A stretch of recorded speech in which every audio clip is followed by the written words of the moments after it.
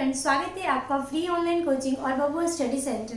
तो जैसा कि हम लोग बिहार के बारे में पढ़ रहे हैं और आप लोगों ने पिछले वीडियोस में भी देखा होगा कि बिहार के बारे में मैंने बहुत ही महत्वपूर्ण बातें बताई हैं, जिसमें जो कि एग्ज़ाम के पॉइंट ऑफ व्यू से बिहार पीसीएस हो या बिहार गवर्नमेंट की कोई भी एग्ज़ाम हो, उसके लिए वहाँ से काफ़ी इंपॉर्टेंट क्वेश्चंस आते हैं और वो इम्पॉर्टेंट टॉपिक है एग्ज़ाम के पॉइंट्स ऑफ व्यू से। ठीक है, तो अब देखिए आज का हमारा टॉपिक है बिहार की राजनीतिक परिदृश्य। ठीक है, यानी कि इस वीडियो में हम लोग कुछ देखिए, ये जो मैं लिखती हूँ ना, ये सारे एक एक पॉइंट है और इस पॉइंट से बहुत सारे क्वेश्चंस पूछे जाते हैं। ठीक है, और ये प्रीवियस ईयर के क्वेश्चंस जो होते हैं उसी से ये पॉइंट्स मैंने बनाया है। ठीक है, अब देखिए, तो आज हम लोग राजनीतिक परिदृश्य के बारे में पढ़ेंगे। देखिए, पहला है, वैसे मैंने इसमें से कुछ बातें तो पहले वीडियो में भी, बिहार का जब परिचय एक मेरा वीडियो है उसमें भी मैंने बता रखी है, लेकिन यहाँ पे हम लोग फिर से देखते हैं ताकि अच्छे से क्लियर हो जाए और यहाँ से क्वेश्चंस जरूर पूछे जाते हैं। ठीक है, देखिए, बिहार भारत का क्षेत्रफल यानी कि भारत के क्षेत्रफल के दृष्टिकोण से 12वां, ठीक है, ये इंपॉर्टेंट है। ठीक है, 12वां एवं जनसंख्या के दृष्टिकोण से तीसरा सबसे बड़ा राज्य है। ठीक है, तीसरा सबसे बड़ा राज्य, पहला उत्तर प्रदेश, देखिए जनसंख्या की दृष्टि से पहला उत्तर प्रदेश, दूसरा महाराष्ट्र और तीसरा बिहार। ठीक है, अब देखिए, बिहार को एक पृथक राज्य बनाने की घोषणा 1911 के दिल्ली दरबार में की गई थी। 1911 में एक दिल्ली दरबार लगी थी, उसी में बिहार को एक अलग से, क्योंकि बिहार क्या था पहले, बिहार को 1912 में बिहार स्वतंत्र हुआ है, लेकिन उससे पहले बिहार में झारखंड, ठीक है, झारखंड हुआ, उड़ीसा, बंगाल, ये सारे राज्य सम्मिलित थे। ठीक है, तो इसमें देखिए, तो फिर मैंने बताया दरबार में की गई, उसी के अनुरूप 22 मार्च, ये डेट याद रखना पड़ेगा क्योंकि ये एग्जाम में हमेशा पूछा जाता है। ठीक है, 22 मार्च 1912, 22 मार्च 1912 को इसको कानून के तहत इसको अलग राज्य की दर्जा प्राप्त हो गई। ठीक है, 1911 में ये नियम प्रस्ताव रखा गया था, लेकिन 1912 में 22 मार्च 1912 को इसे एक पृथक राज्य का दर्जा मिला। लेकिन अभी भी 1912 में बिहार अलग तो हुआ था बंगाल से, क्योंकि ये बिहार, मैंने बताया ना, बिहार में बंगाल, उड़ीसा सारे राज्य सम्मिलित थे, लेकिन अभी भी इसमें उड़ीसा और झारखंड का राज्य सम्मिलित है। ठीक है, बिहार एक अलग राज्य तो बना, लेकिन इस राज्य में उड़ीसा और बिहार अभी भी सम्मिलित है 1912 में। फिर देखिए, उड़ीसा कब अलग होता है बिहार से? 1936 ईस्वी में अलग होता है, तो ये भी इम्पॉर्टेंट है। 1912 में बिहार एक पृथक राज्य बनता है। ठीक है, उसके बाद 1936 में उड़ीसा से अलग होता है, यानी उड़ीसा को एक अलग राज्य का दर्जा प्राप्त किया गया। अब बिहार के साथ अब कौन सा राज्य बचा है? तो बिहार के साथ अब झारखंड का राज्य है, तो झारखंड वाला भी डेट याद करना पड़ेगा, ये भी इम्पोर्टेंट है और ये रिसेंट है, बहुत साल पहले का नहीं है, इसीलिए ये डेट के साथ याद करना जरूरी है।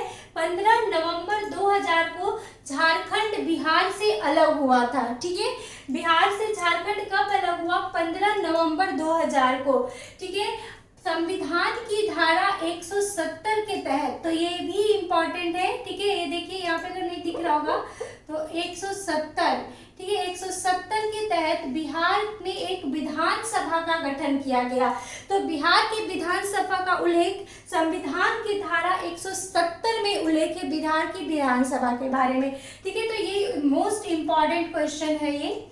फिर देखिए, प्रारंभ में जब बिहार उड़ीसा में लेजिस्लेटिव काउंसिल का गठन हुआ तो कुल सदस्यों की संख्या 50 थी, लेकिन 1919 में 105 हो गया। ठीक है, बिहार विधानसभा 1937 ईस्वी में अस्तित्व में आया। देखिए, उड़ीसा, जैसे उड़ीसा और जब उड़ीसा और बिहार जब एक साथ थे, तब जो ये लेजिस्लेटिव काउंसिल का जब गठन हुआ था बिहार राज्य में, क्योंकि बिहार एक पृथक राज्य तो 1912 में बन गया था, तो जब ये एक लेजिस्लेटिव काउंसिल का गठन हुआ था, उस समय सदस्यों की संख्या 50 थी, लेकिन 1919 ईस्वी में बढ़ाकर इसे 105 कर दिया गया। अब देखिए, अब क्योंकि बिहार विधानसभा एक अलग मतलब अस्तित्व में लाना था उसको, तो 1937 में 1936 में अलग हुआ है, ठीक है। 1936 में उड़ीसा अलग हुआ, तो एक साल के लिए विधानसभा एक ही था, लेकिन अलग बिहार विधानसभा की जो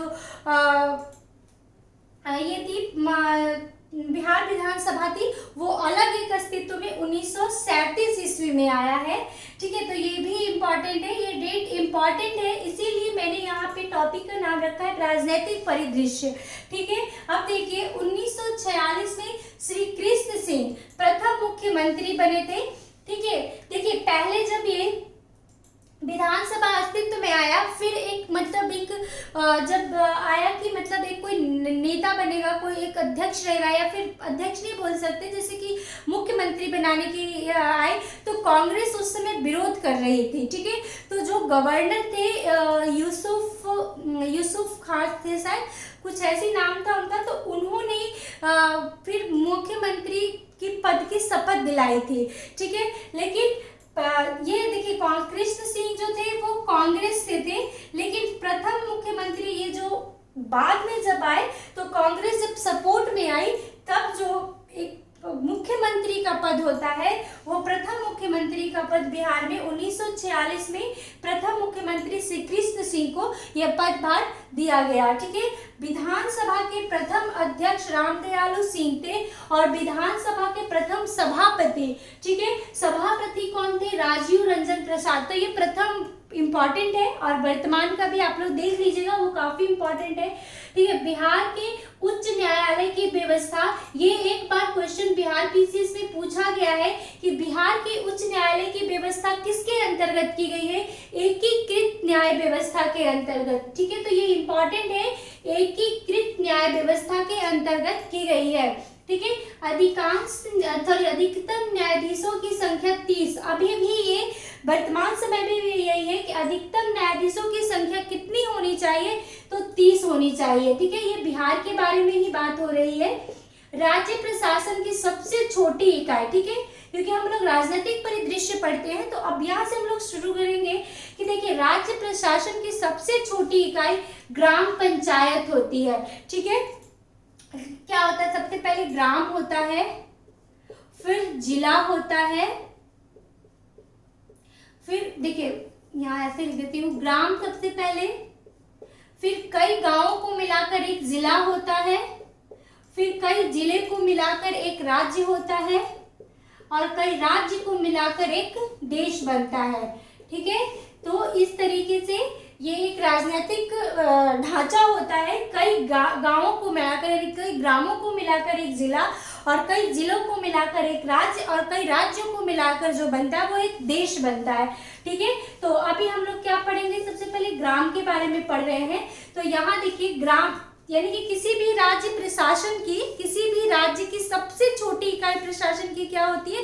क्योंकि ग्राम होती है, फिर कई ग्रामों को मिलाकर तो एक जिला बनता, एक जिला बनता है, और कई जिलों को मिलाकर एक राज्य बनता है, ठीक है। क्योंकि एक राज्य, जैसे बिहार राज्य में तो बहुत सारे जिले होंगे, फिर वो एक जिले में कितने सारे गांव होंगे, उसी तरीके से तो सब राज्य प्रशासन की सबसे छोटी इकाई ग्राम पंचायत, और ग्राम पंचायत का प्रधान क्या कहलाता है? मुखिया कहलाता है।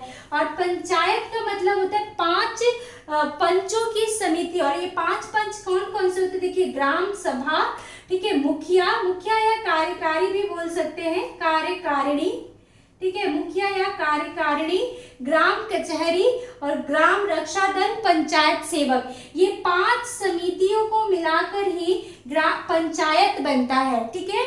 और ग्राम पंचायत का प्रधान मुखिया होता है, और सबसे छोटी इकाई किसी भी राज्य प्रशासन की जो सबसे छोटी इकाई होती है राजनीतिक परिदृश्य से देखा जाए तो वो ग्राम पंचायत होता है, ठीक है। अब आगे देखिए,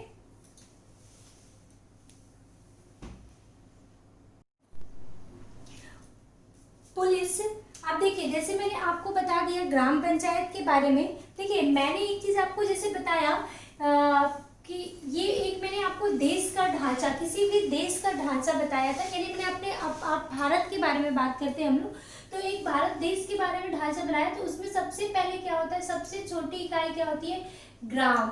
ठीक है, ये एक देश का ढांचा बता रही हूं मैं। ठीक है, ग्राम होता है, फिर ग्राम के बाद कई ग्रामों को मिलाकर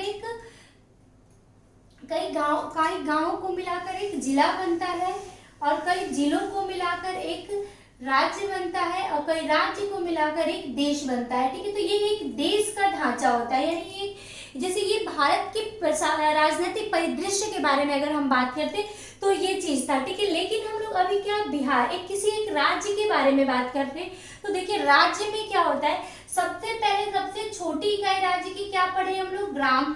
फिर ठीक है, ग्राम पंचायत, देखिए यहाँ पे देखिए ग्राम पंचायत, और ये इंपॉर्टेंट भी है, ग्राम पंचायत के कई गांवों को मिलाकर एक प्रमंडल बनता है। ठीक है, एक प्रमंडल, कई प्रमंडलों को मिलाकर अनुमंडल बनता है, और कई अनुमंडलों को मिलाकर, ठीक है, मंडल का मतलब जिला।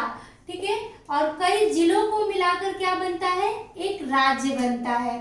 ठीक है, तो ये एक किसी राज्य का ढांचा है, यानी कि राज्य की राजनीतिक ढांचा इस तरीके से बनते हैं।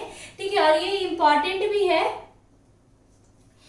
तो अब देखिए, जैसे यहाँ पे मैं लिख देती हूँ, जैसे मैं अभी आपको यहाँ पे लिख देती हूँ, जैसे देखिए क्या, तो सबसे छोटी एक राज्य की क्या होती है, ग्राम। ये राज्य का ढांचा है, ग्राम कई ग्रामों को मिलाकर प्रमंडल बनते हैं, कई प्रमंडलों को मिलाकर अनुमंडल बनता है। ठीक है, और कई अनुमंडल को मिलाकर जिला बनता है। जिला यानी मंडल या जिला एक ही बात होता है। ठीक है, और कई जिलों को मिलाकर एक राज्य बनता है। ठीक है, तो ये हम लोग क्या एक राज्य के बारे में बात कर रहे हैं, बिहार के बारे में। अब देखिए, और ग्राम पंचायत के बारे में जैसे मैंने बताया कि ग्राम कचहरी होता है, उसका हेड मुखिया होता है, इसी ग्राम सभा की जो बैठक बुलाती है वो मुखिया बुलाती है। तो मुखिया किस तरीके से अपनी एक विशेषताएं हैं। ठीक है, यानी कि ग्राम पंचायत का हेड कौन होता है, मुखिया कहलाता है। मुखिया के अनेक प्रकार की विशेषताएं हैं, वो सभा बुलाता है, ग्राम सेवक वगैरह सबका हेड मुखिया ही होता है। अब देखिए पुलिस के क्या, पुलिस विभाग के प्रशासन की सबसे छोटी इकाई कौन सी होती है, थाना। यानी कि आप हर एक क्षेत्र में देखेंगे कि थाना होता है। ठीक है, क्योंकि किसी एक थाने के क्षेत्र में कई गांव आते हैं, जैसे किसी एक थाने क्षेत्र में तीन चार गांव का कोई एक थाना होता है। ठीक है, तो यानी पुलिस विभाग प्रशासन की छोटी इकाई कौन सी है, थाना।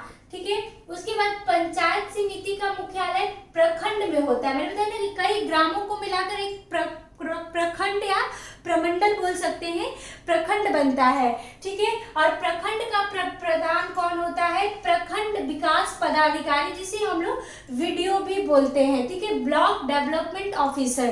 ठीक है, अब देखिए कम जनसंख्या वाले छोटे शहरों को स्थानीय संस्थाओं को नगर पालिका कहते हैं। ठीक है, देखिए गांव तो ग्राम तो जान गए, अब उसके बाद होता है नगर पालिका के अंतर्गत, जैसे छोटे छोटे शहर होते हैं, जो टाउन होता है छोटा छोटा, वो कौन सा, जैसे कम जनसंख्या वाले जो छोटे शहर होते हैं वो स्थानीय संस्थाओं को नगर पालिका कहते हैं। ठीक है, और अधिक जनसंख्या वाले बड़े शहरों के स्थानीय संस्थाओं को नगर निगम कहा जाता है। ठीक है, जैसे कि गांव तो सबसे छोटा होगा, फिर गांव के बाद कुछ शहर होता है, छोटे छोटे कस्बे टाइप के होते हैं, छोटे छोटे शहर होते हैं, उसके बाद फिर उससे थोड़ा और बड़ा शहर होता है जो कई गाँव को, कई छोटे छोटे टाउन को जोड़ता है एक साथ, तो वो नगर निगम के अंतर्गत आता है। और नगर का प्रथम व्यक्ति कौन होता है, या अध्यक्ष बोल सकते हैं, या प्रथम व्यक्ति बोलिए, यानी जो हेड होता है वो मेयर या महापौर कहलाते हैं। और ये इंपॉर्टेंट है, और ये क्वेश्चन